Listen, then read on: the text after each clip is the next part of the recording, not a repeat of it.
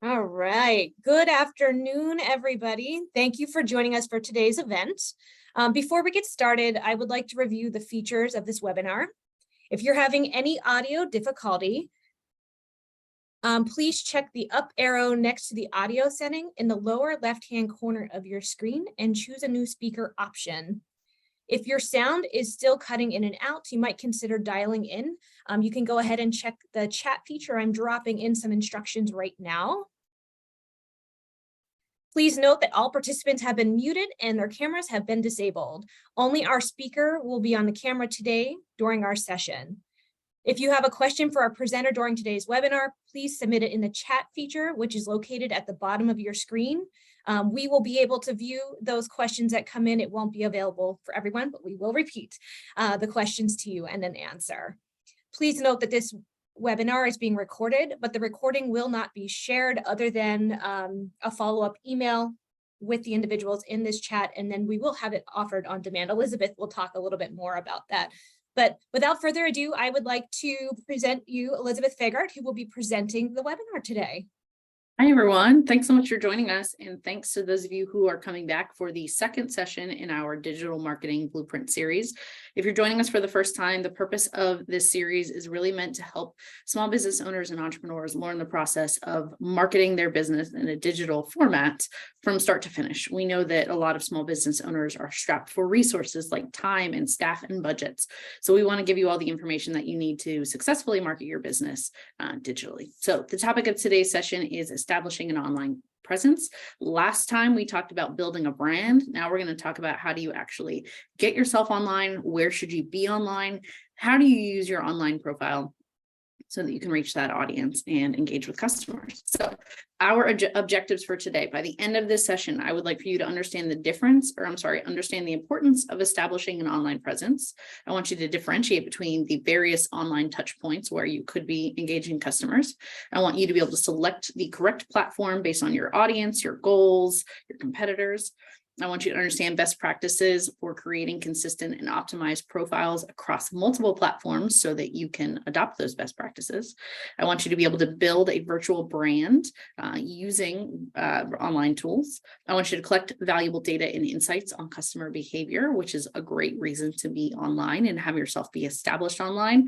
And finally, I want you to establish an engaging and informative online presence that helps you connect with potential customers, that helps people find you, that helps people utilize your product or service. I do want to note two things.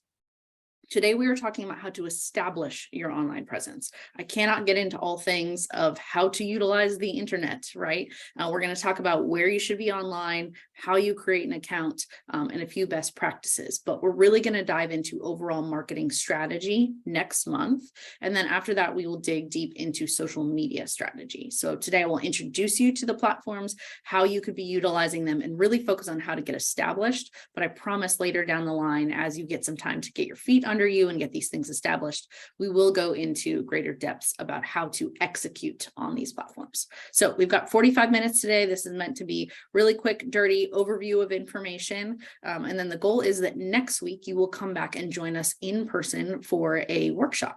I will explain by the end of the session exactly what we are going to do in that workshop. But in general, today I'm going to give you some information and then about a week to go do a little bit of homework, do some preparation. And the goal is a week from now, you will come back and we will actually execute the skills that you are learning today to your own small business. So for our agenda, the actual breakdown of today's session, first, I'm going to go over quickly why you need to be online. Then I'll share where you should be online. Next, I'll talk about how to establish your online presence. And finally, I will share how to leverage that online presence to accomplish your business goals. So at the very end, we'll take a look at an example of someone who's doing this really well. And then I promise I will give you some instructions for how you will go about applying this in your business, even if you can't join us in person next week, which is totally optional.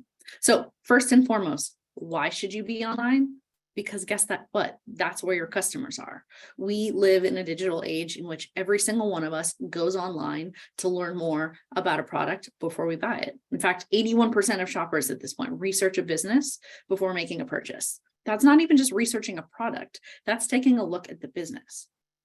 If you're anything like me, one of the first places that you go when you are looking to check out a new business in person or buy something online is you go on Google and you search for that business and you look to see what are their hours, where are they located, what are their reviews, or maybe you go to social media, maybe you use Facebook or maybe you use Instagram, and that's where you go to look and see, okay, who is this brand? What do I know about them?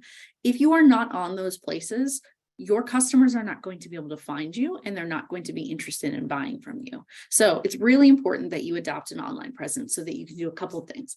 One, reach a larger audience. Online is a very large world. You can reach folks in your target demographic group, be that in a local community audience, maybe it's a statewide audience, maybe you offer a product or service that is available nation or global wide. You can do that really effectively online. An online presence allows you to build brand awareness if you are doing it well. If you have really consistent, optimized profiles across all of these touch points that I'm going to talk about today, you can build that brand that we talked about last month and help people understand who you are, because remember, people buy from brands. People don't buy products. They buy from a company that they relate to, that they connect with, that they believe in, and that they want to buy from. Your online presence will help you increase credibility. I mentioned just a couple of seconds ago that the first place I go to is Google, especially if it's a local in-person business. If that business doesn't have a Google profile and I can't see where they're located and what their hours are, right away I'm a little bit frustrated and like, maybe they're not set up yet. Maybe they're not open.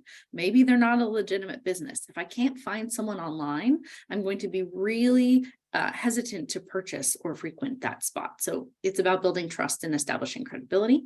It's a great way to market cost effectively. There are lots of great ways to advertise in a paid capacity online. Today, we're going to talk about some organic efforts that allow you to do this in a really cost effective way. And finally, being online allows you to collect really, really key data. If you don't understand your customers and their behavior, you're going to struggle to make really informed and intentional marketing choices moving forward. So establishing an online presence in the ways that we're going to talk about today will help you get that data.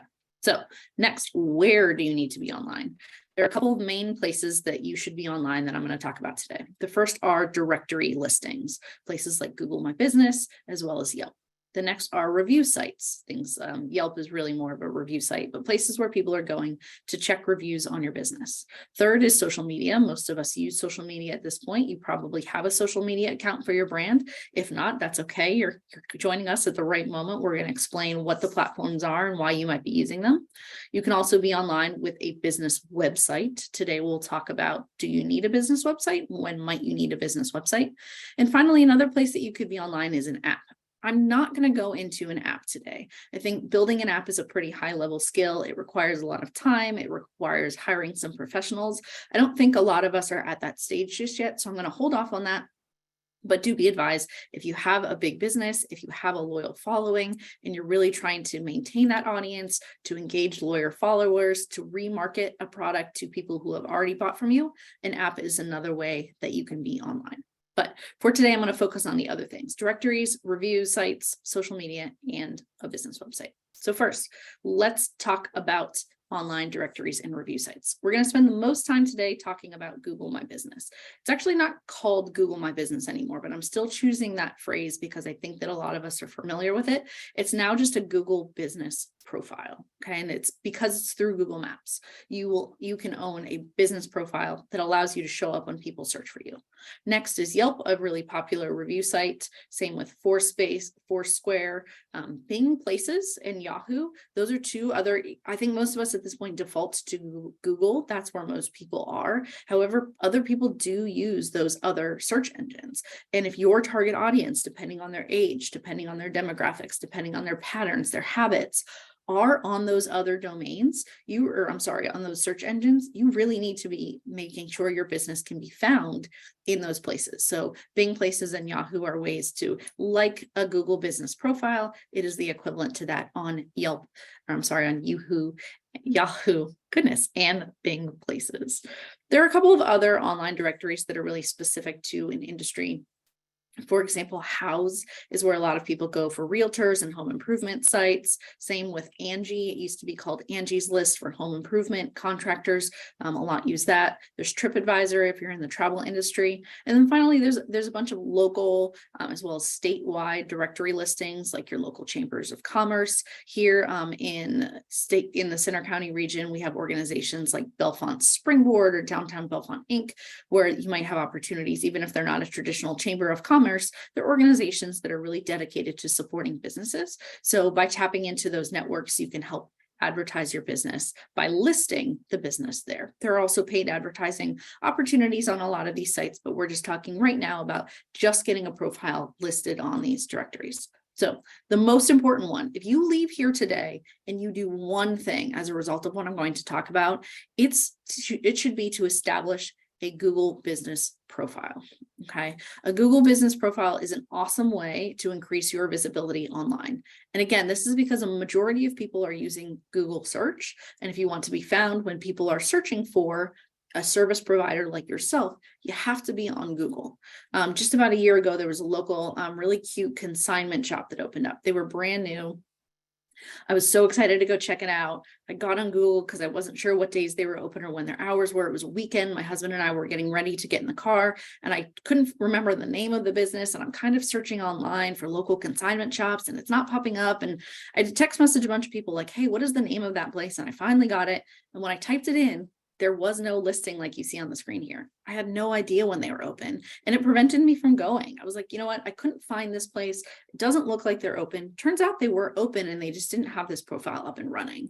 So this is a free tool for you to utilize as a business owner to be found. So please, please, please, if you do one thing today, it's create a Google business profile. In my follow-up email, which I will send today, I promise I will provide you with instructions on exactly how to do it. And we'll talk in just a little bit today about the types of content that you should be posting on these profiles, but you should absolutely claim your Google business profile listing, especially if one already exists. Maybe you purchased a business or maybe Google Maps has already recognized that a business is in that location, but you haven't claimed it yet. The resource I provide will go over how to claim it or create a profile. Another great reason why you should use a Google business profile is because it allows people to review you. A lot of users, I read the statistic, 98% of online users are reading reviews before they buy a product, and your Google business profile allows people to review you. This is great if you have good reviews. And it's a really intentional marketing strategy on your part to solicit reviews from clients, because if you have positive ratings, that helps people understand this. But I want to make a note about people get really nervous about allowing for reviews because they're like, what if someone has a negative experience? It's actually not a bad thing. In fact, studies show that people are more interested in working with companies that have some negative reviews, especially in which the company has responded to that negative review and interacted with the customer to resolve the negative situation. I think it's always a little bit suspicious if you look at a new product online, especially if Instagram's targeting you with something and you click on the company and it's like 8 million 5-star reviews. And you're like, okay, you can't be perfect. You can actually have a lot of credibility, even if all of your ratings aren't perfect. It's especially true if, again, you are responding to those ratings and truly interacting with users. And then finally, the main point of a Google business profile is to share key information. So you can see on the screen right now, this is our Google business profile. So I actually searched in Google for small business help near me. Okay. At the top, you will see there are some sponsored ads. These are folks who are paying to have their results pop up when you search for this search term. So the way that Google search ads works is you actually bid on a keyword, and this is a key phrase, and these businesses have paid money to bid on that keyword so that when someone searches for that in probably a certain geographic region, could be nationally, scores a national organization. So with Thumbtack, it means that their results will pop up first. A lot of businesses are like, well, I want my business to be the first result that pops up, when even without being paid. that is an awesome goal, and that's something that you can work toward. It's never guaranteed, and there's a lot that goes into making that happen. A lot of it is behind the scenes SEO work on your website. We'll talk about websites briefly today. But having a Google business profile with great reviews, with good information, is one of the things that indicates to Google, oh, when someone searches for this thing, small business help near me, this is a company that I should be showing, because the company has informed me exactly who they are, where they are, what they offer, and I now know these are the appropriate results to show. So you'll see that we're the #1 result when I search near me, and that is geographically right where I was at in the State College office. So it pops up as the #1 organic search. You can see there are reviews. We have photos of our business. We have our name of our organization, where we're located, our address, our hours, our phone number, as well as the category. So we're a business development service, and our location. I'm going to show you one more screen from our Google business profile, and this is what it looks like on Google Maps. So previously, this is if you were on the Google search window and you search for something, your result will show up on the right side of the page. If you are in Google Maps and you're looking for a business, this is what it looks like. You'll see that our physical location is noted here, as well as ways to connect with our website, directions to find us, reviews, about, photos, all of those things can be accessed on our profile. So that's why it's important that you have a Google business profile. We'll talk again in just a little bit about how do you actually create a Google business profile and what are the things you should be doing to optimize that account. But this is sort of what the Google business profile looks like.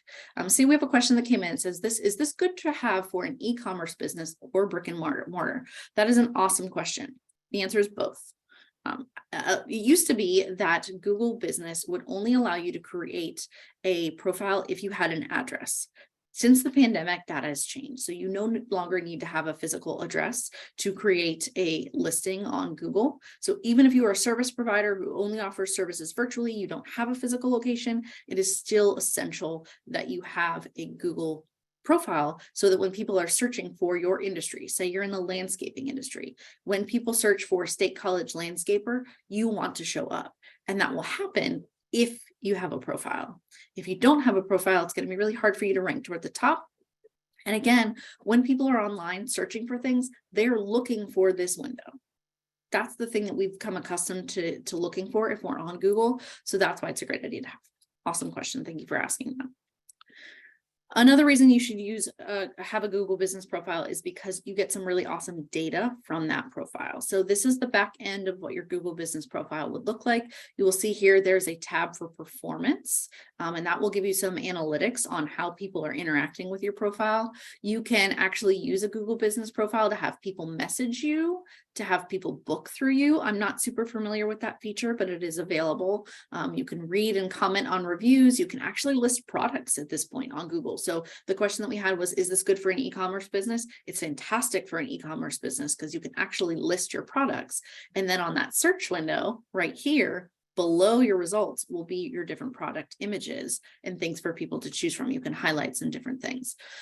You can ask for reviews. That'll give you a link to send to customers. So after an engagement, after a positive experience, you absolutely want to be saying, we hope you enjoyed your experience. We would love it if you would write us a review. And that helps encourage people to write reviews to support you. You can do paid advertising through your Google business profile. And again, I really want to highlight the analytics. This is kind of what an analytics report looks like. This is not the SBDC Google Analytics profile. I actually handed those rights over to Brandy. She has that data now. So this is just a sample. I promise we don't have 24,000 views. That would be great, but we don't. And this is an example of what that report looks like. So you can see here are how people found your business, either through Google search on their mobile or their desktop or from social media or by a direct access. So they typed in sbdc.psu.edu. It will tell you what people are searching for to come up on your website. These are called keywords. Keywords are essential if you want to be found online, because once you identify what those keywords are, you can start to build those keywords into the content on your website, in your profiles, and even on your social media, which ultimately helps that ranking on Google. So SEO is search engine optimization, and the way that the internet understands who you are and ranks you is through high SEO scores. And a great way to get high SEO is to adopt keywords into your profile. It's a lot to get into today. This is not an SEO webinar. If you're curious about SEO and best practices, definitely join us for our website and our blogging sessions, which are in a couple months from now. But for now, we'll talk a little bit about keywords today and how you can start to incorporate them into your online profile. Your business profile doesn't give you a ton of information about your audience, but you can see exactly how many calls you got from someone clicking on your business profile link, messages, booking, directions, and website clicks, which is all really, really key data because you use this information to now initiate new marketing initiatives really effectively using search terms that people are actually looking for and targeting your messaging. And another question that says, how will my business show up on Google Maps without a physical address? So when you, from this view, you will have to pick sort of a geographic region. So for example, you could say that you offer services in Pennsylvania, or you could say that you offer services nationally. So it won't pinpoint a physical location, but I promise you that there will be an actual profile that looks exactly like this so that when someone searches for your business, you show up here.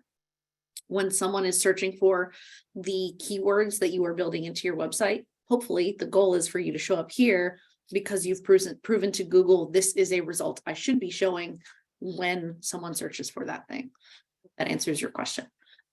All right, so for the sake of time, forgive me, I'm coughing a little bit here. I want to jump to the next place you should be online, and that's social media. The good news is a lot of you are already online. Some of you, I get this question a lot. People say to me like, oh, TikTok's really popular now, so I should be on TikTok. And I want to say to them like, why? And I don't. I generally say something along the lines of, tell me more about that decision so I can get at the heart of why do you think that you should be on TikTok? And for the most part, people think, well, I just have to do it because that's what people are doing. It's not actually the right answer. Your answer of if you should be on TikTok totally depends on your audience. Who are you trying to reach? We'll talk about your audience in just a few minutes today and how you sort of decide on these social media platforms. But you should take a lot of pieces of information into account when you're deciding on a platform. So in general, these are the most popular social media platforms in the United States as of last year. You will note that YouTube is not on this list. YouTube is one of those funny sites that like sometimes qualifies as social media, doesn't really because there's not as much engagement. YouTube is also incredibly popular. It's the #2 website in the world to Facebook in terms of where people are consuming content. So it is really, really key and something that you should consider if that's applicable to your business. But these are sort of the most popular ones. So I'll talk a little bit today about Facebook, Instagram, TikTok, Pinterest, Snapchat, LinkedIn, and Twitter. We're not going to talk about Reddit. It's just not something I'm diving into today and not something that I think a lot of our clients are really need to be sort of diving into. So when you get this presentation, you are going to get this lovely chart that was created by WordStream. I cannot take credit for it.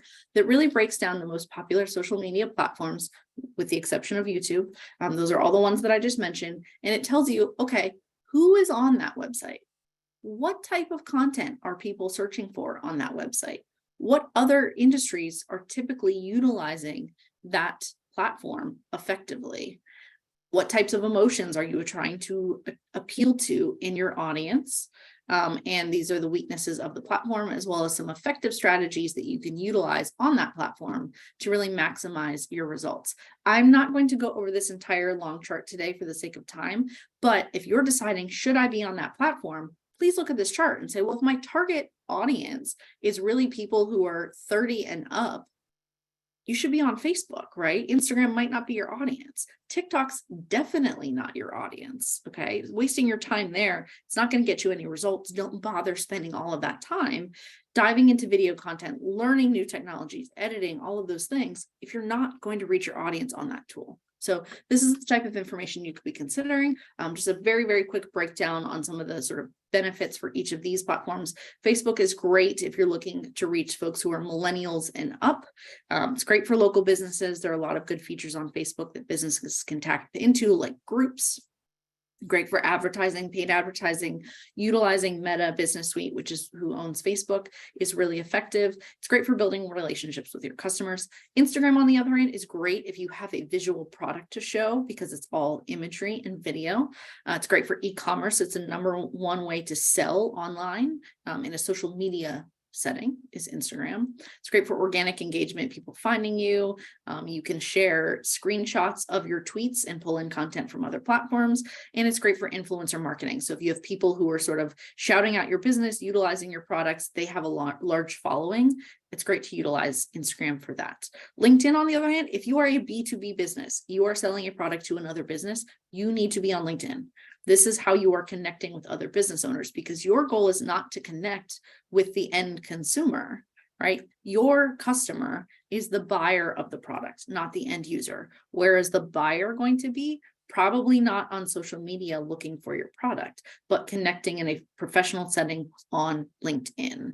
There's some great advertising on LinkedIn at this point. Long form content is good for there. There's a lot of privacy. If you're worried about your information getting online, LinkedIn's good for that.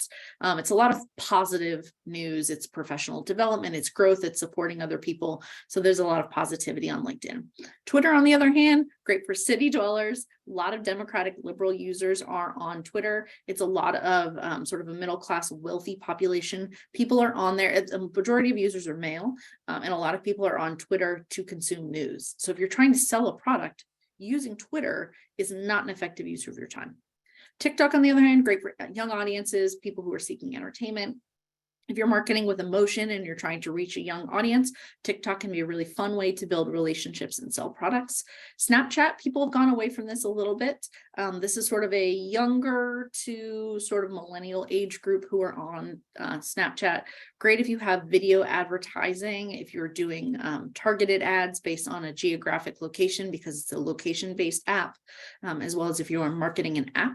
That's good on Snapchat as well, apparently. And then finally, YouTube, there's missing E there. This is great for long form content. If you're trying to showcase tutorials and really establish yourself as an expert, YouTube is an awesome way to do that. So that's a very brief overview of the social media platforms. 2 sessions from now, the entire session is going to be about developing a social media strategy. So I'll help you figure out, okay, which ones are right for me, as well as how can I develop a strategy so that I can actually be posting on social media, which is the 5th or 6th session in the series. So we're going from branding to establishing an online presence, to developing a strategy, to developing a social media strategy, to actually creating content on social media. All right, last platform that I want to talk about being online is a business website. A lot of people, this is sort of an unpopular opinion at this point. A lot of people used to say, like, you have to have a website if you're a business. I don't actually agree with that. I really think it depends on the type of business that you are, your goals as a business. What are you trying to accomplish? Are you trying to sell? If so, you probably need to have a website. If you're just trying to establish some credibility to share like your expertise and a portfolio of work, a website could be great, but it's not necessary. You can do that in other ways. If you're trying to be searchable on Google, you need a website. You need a good website, not just a free website, but a website with really strong SEO. That's what's going to make you found in SEO rankings on Google. And again, general awareness, maybe, maybe not. Depends on your audience, who they are, and what they are using your site for. Okay. If it's a young audience and you're just have a website because you're like, well, I just feel like I need an online presence so that people understand what I do. If your audience is mostly on Instagram and they can find out that information on Instagram, you're not selling anything, you don't have a blog, you might not need a website to really effectively reach your audience. It also depends on your budget. Websites are costly. A lot of people don't have website development skill. If you don't have a budget to hire someone and do it really, really well, that might make you hold off on creating a website. There are lots of website builders that allow this to be done, even for novices who aren't especially skilled in website development, that still have some of those SEO and keyword tools, things like Wix, Squarespace. Those are some examples. So you don't have to be a pro, but a really good website that's going to help you really rank highly on Google does count on having someone who sort of knows what they're doing and can help you plug in all the information in sort of the best way. You also, final thing I want to sort of talk about with a website, because again, this session is not about how to build a website. That is the second to last in the session. So I think we're doing that in November. But in general, if you're sort of thinking about, do I need a website? If you are selling online, you likely need a website. You might be selling right now on other sites like Amazon, eBay, Etsy. A lot of people use Etsy to start. Those are great when you're ready to really grow your business. Having your own website where you can securely manage inventory on a website is really, really important. Websites like Shopify have tools that allow you to manage inventory really well. You can certainly on a regular website without having an e-commerce platform accept payments simply using PayPal. Maybe you're a service-based business, you could have a link to your PayPal on your website in the most basic form. From there are some integrations on websites like WordPress and Squarespace that allow you to have product payments or product pages and accept payments. And then finally, Shopify, which I mentioned previously, is sort of the most comprehensive because it allows you to manage inventory, remarket to people who have purchased from you before. There's all sorts of really cool features. If you're willing to pay, you have the budget to pay for something like Shopify. Remember, you can sell on social media. As I mentioned, Instagram is great for e-commerce. So maybe you want to sell online, you're doing pretty well on Etsy, you don't want to grow that much, you don't have the budget to create a website, you can still sell online using Etsy and Instagram without ever developing a website. So things to keep in mind. I had the question that said, my website doesn't show up on Google search. I even registered it with Google. I would ask the question, when did you register it on Google? There is an approval process that requires you to actually get a postcard in the mail. It's pretty old school. And then go back into your Google account, enter the postcard, which is what verifies you as a business. So in the instructions that I send out, I will give you a link to a website that shares sort of, okay, if your business exists and you need to claim it, that's one process. If you're creating a business profile, first you want to create a Google account, then you're going to go to google.com/business and you're going to create your business listing. You'll search for it first, claim it if it already exists, and then if not, you'll create it. And then there is that verification process. So it's a little bit old school. It takes only a couple days to get in the mail, but that's a great question because a lot of people think it's spam when they get it and then never verify. And if you're not verified, you won't actually show up. So I'm very glad that you asked that question.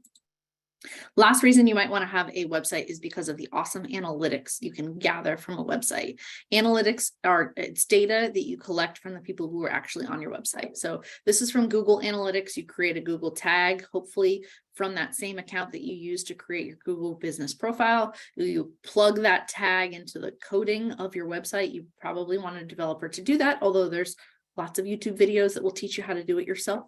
And once that tag is on your website, it collects data from every single person who is on your website. So you can see where they're coming from, how they're coming from there, how many people are on it, some really great information. Next, let's chat about how to, okay, so great. I've decided I'm going to be online. I want to be on a directory and I want to be on social media. How do I establish that online presence? Well, you need to create some profiles and you need to create what is called an optimized profile. An optimized profile, you may have heard that before. That simply means you are using the profile to its best capability. You've done all the things that you can do to make it to maximize your use of that platform. So on a site like Google Business, you definitely need to have your business name, address if you have one. Otherwise, it's your contact information, website, phone number. Photos, having photos on Google Business is really great because it shows you're a real person, real company. You can list your services, you can identify your industry. Having reviews really increases your credibility. And there's a post feature that allows you to post events, promotions, updates, things of that nature. You do want to make sure with any profile that you are continuously updating the information, especially for things like like holiday hours. So be monitoring those things and make sure that your information is accurate, because it's a great way to lose clients if your website says you're open and then they show up and you're not actually open because you never updated your profile. That's really, really frustrating to people. So make sure these things are updated. Social media profiles are very similar in terms of the types of content that you're going to provide. Oftentimes there are ways to add additional links to your profile. You can have a bio. You can have a bio on Google as well. But some things to keep in mind with your social media accounts is when you are creating your social media accounts, it's really important, especially if you're going to use multiple platforms, to have the exact same username on all social media platforms. Okay. And sometimes you have an idea in mind and it's available on one platform, but not available on the other. I would suggest that you look at your profiles and try and create them all at the same time so that you can identify a name that is available on all and then secure that account name. Even if you're not ready to use that social media profile, go in now and at least secure the account so you have it. And then you have the option so that someone else doesn't take it. And if you want to utilize it down the line, great, you have it. But by having a consistent name, That again helps increase brand awareness. It helps increase your credibility. So it's really important to have a consistent name, especially not only your username should be the same, but your display name and the way that your business name is listed should be the same in every single spot. That helps searchability because it tells Google, who is a robot, this is the same business because they have the exact same information. You should have high resolution images. Those images should have what's known as alternative text. These are for screen readers. So if someone with a visual impairment is looking at a screen on their phone screen, their computer screen, and they come across your website, if there is no alternative text on the images on your website, they can't read it. And this is a really great way for Google to sort of knock you some points on your searchability. So having those alternative text built into images, having keywords, what people are searching for on your website for your pages, in your text, in that alt text, you can include keywords in the alternative text on images. Those are great ways to reinforce to Google, the robot, who you are and what you do so that you show up. Make sure that your account is set to public. You don't want it to be private or people can't find you. And then really it's about understanding the different platforms and how you can utilize the profile effectively. So for example, on Instagram, there's the highlight feature. I'm talking about it because it's really kind of a part of your profile itself, not using the platform.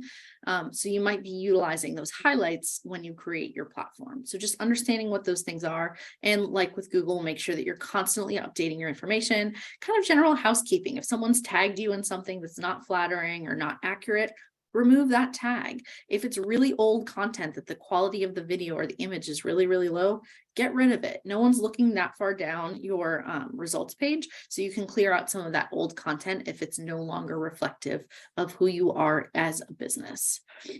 Someone said, if I set up an Instagram account with my business name, but I'm not ready for it to be seen by the public, is there a setting where it can only be seen by me?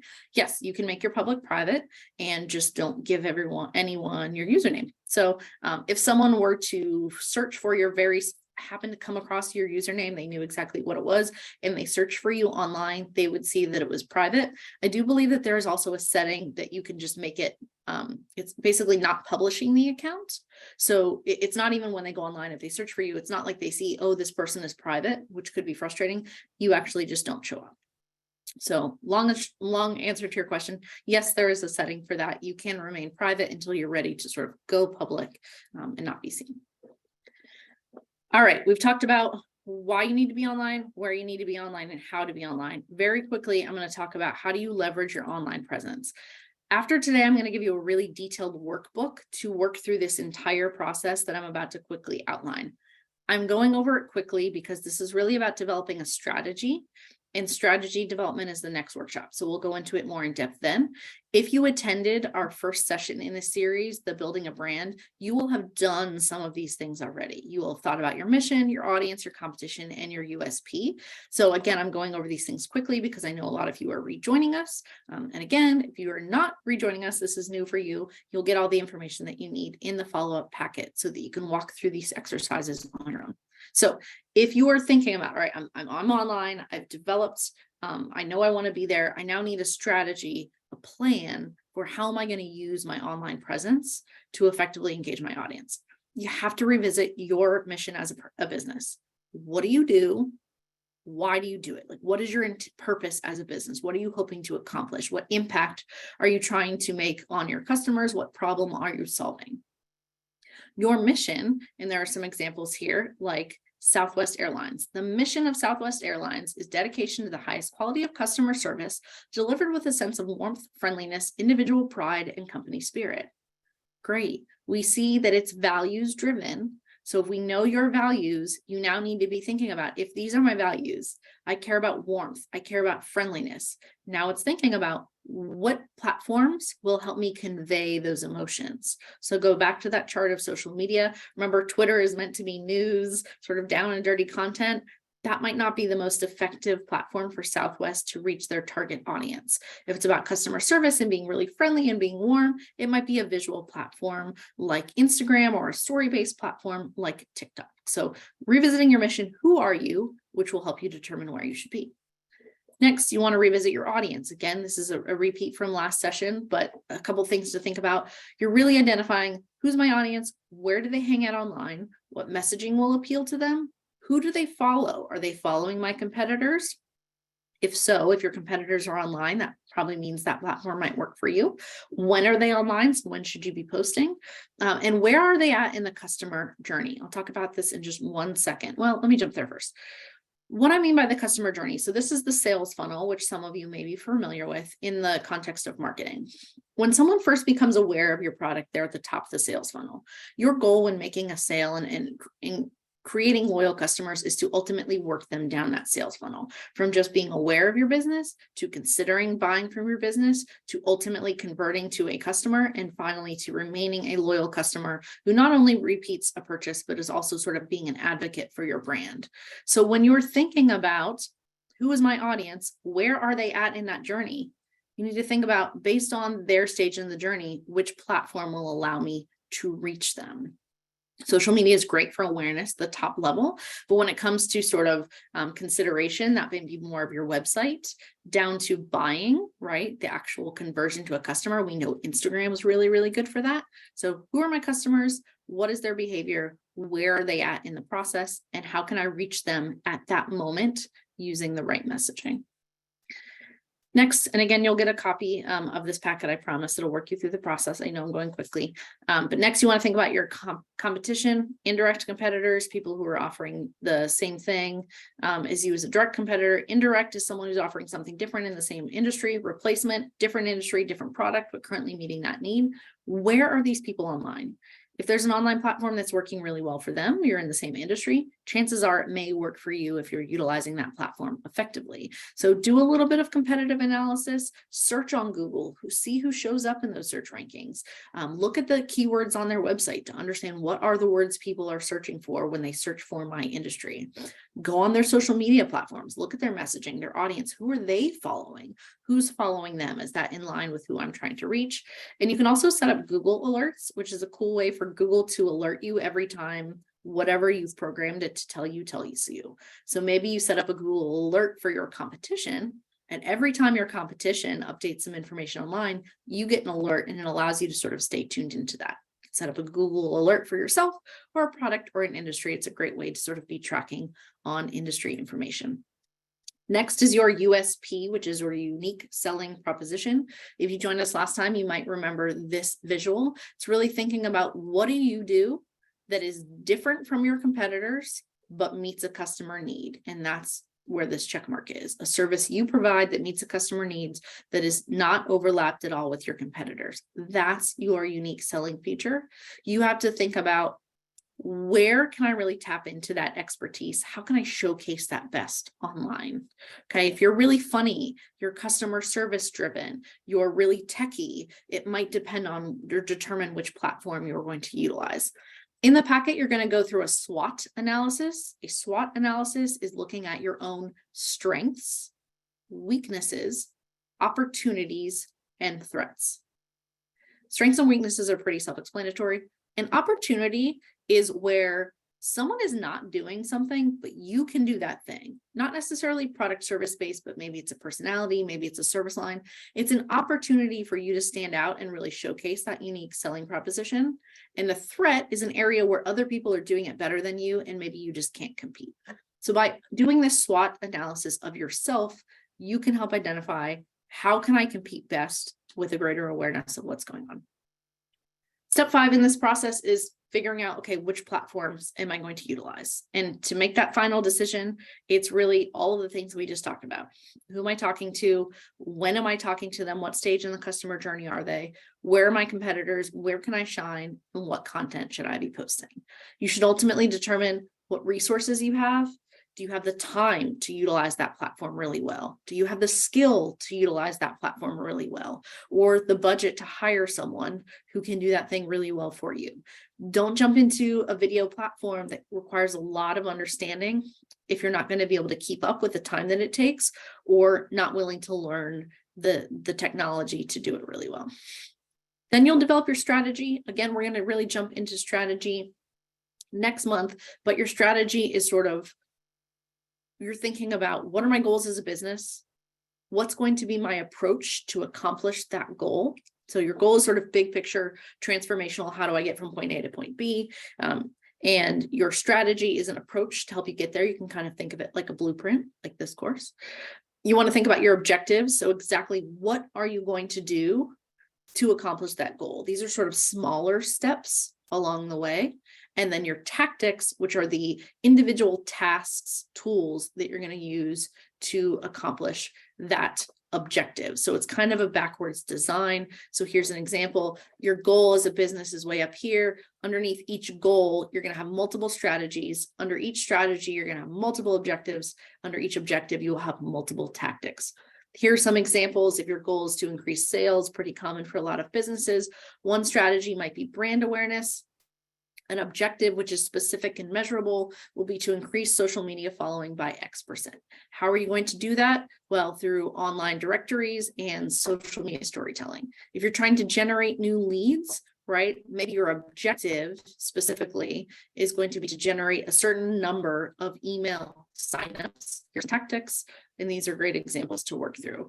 We're developing a strategy next month. And if you come to the workshop next week, this is actually going to be one of the exercises that you can do with me, is work on an online strategy, just establishing an online presence with your audience. So very finally, I know that we're at time here, but very quickly, I just want to share the last and most important thing that goes with any strategy, and it's evaluating results. You have a great plan, but if you don't follow up on that plan, if you don't determine, is this a successful plan? Is this working? You're not really working strategically. So keep in mind, how are you gathering data? How are you assessing that data? And how are you utilizing that data to adjust your strategy, to adjust your marketing in a number of different ways? If you're able to have 2 more minutes, I want to showcase someone who's doing it really well. This is Mackenzie Millward. She's a realtor in State College. Her online presence is off the charts. She's got a really fantastic website. Notice the visuals here. You see her logo, you see really light and airy images, and you see her face. When we look at Mackenzie's social media presence, you see her, you see that logo, you see these light and airy images, you see that her name is exactly the same in every single place. Her account name is the same. Her website, her contact information, her location, everything is consistent. So no matter what touch point someone finds her, they have a consistent experience. She's also on several directories. Okay, again, you're constantly seeing her face, her name, consistent information. And this is her Google business listing. Great usage of photos. Her industries here, real estate agency, her location, her hours, her contact, all of these things work together to help her really effectively reach her audience. So next steps for you, I'm going to send you a packet that allows you to work through some exercises to complete sort of the 4 steps that we first talked about today on your own. And that's your mission statement as a business, audience analysis, competitor analysis, and determining your unique selling proposition. If you join me in person next week, I will walk you through one of these 3 exercises, either step 5, 4, or 6. They are out of order for that reason. The first step would be, if you are new to online and you need to figure out where you should be, I will help you determine which platforms you will use. If you are already online, I will help you audit your existing online presence and make some recommendations on how to optimize those profiles to make them more effective. And then finally, if you're online, you feel good about your profile, but you really want to start to be intentional about having a comprehensive plan, I can help dig into a little bit of online strategy development.